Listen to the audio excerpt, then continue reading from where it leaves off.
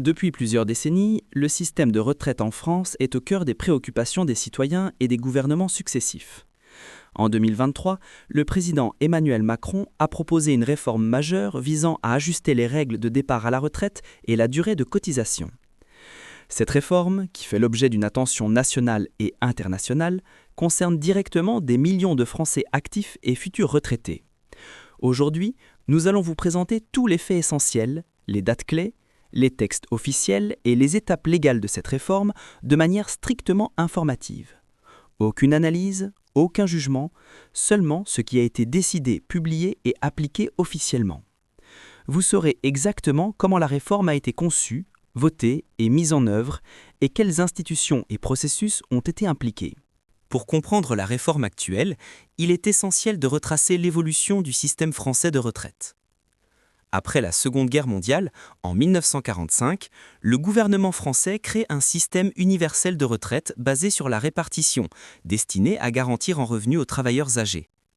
Depuis cette date, plusieurs réformes législatives ont été mises en place.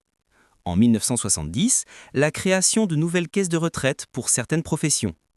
En 1983, la réforme portant sur l'âge légal de départ et la durée de cotisation.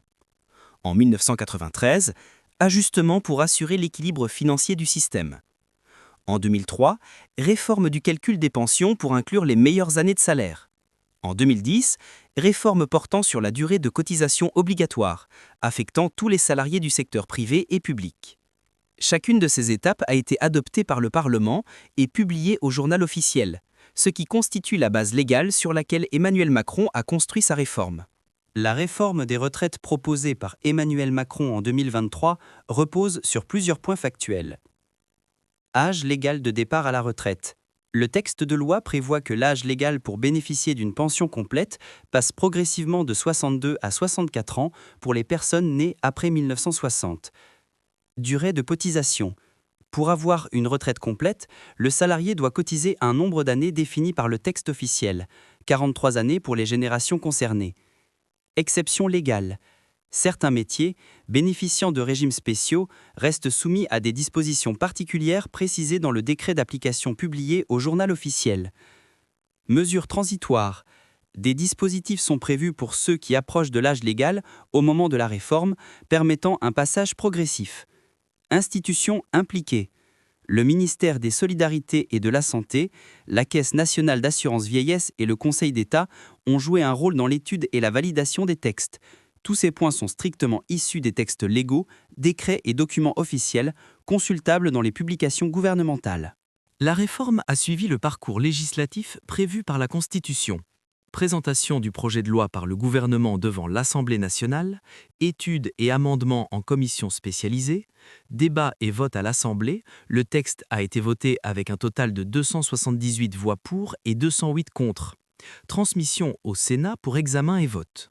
Recours possible au Conseil constitutionnel, le texte a été validé dans son intégralité, conformément à la décision numéro 2023-789 DC, publiée le 15 juillet 2023. La publication officielle de la réforme a été accompagnée de communiqués de syndicats et d'organisations professionnelles. La CGT et FO ont publié leurs chiffres concernant les rassemblements et manifestations, indiquant le nombre officiel de participants selon les données de la préfecture. Le gouvernement a diffusé des communiqués détaillant les mesures pratiques, le calendrier de mise en œuvre et les textes officiels de suivi. Des sondages publics ont été publiés, indiquant le pourcentage de citoyens au courant de la réforme et ceux concernés par les changements de règles. Toutes ces informations sont des faits, documentés et consultables dans les sources officielles. Une fois le texte adopté, la réforme est entrée dans sa phase de mise en œuvre. Décret d'application publié au Journal officiel, calendrier de transition précisé, mise en place progressive des mesures à partir de 2024 pour les premières générations concernées, les institutions publiques, comme la Caisse nationale d'assurance vieillesse, assurent le suivi et l'information des citoyens. Les données chiffrées concernant le nombre de bénéficiaires, l'âge effectif de départ et les ajustements des pensions sont régulièrement mises à jour et publiées dans les rapports officiels annuels. La réforme des retraites sous Emmanuel Macron constitue un ensemble de mesures légales publiées et mises en œuvre selon les procédures officielles. Elle repose sur des textes de loi précis, un calendrier clair et progressif, l'implication des institutions compétentes. Chaque étape de ce processus est documentée, consultable et vérifiable. Cette présentation factuelle permet de comprendre exactement ce qui a été décidé et appliqué, sans jugement ni interprétation.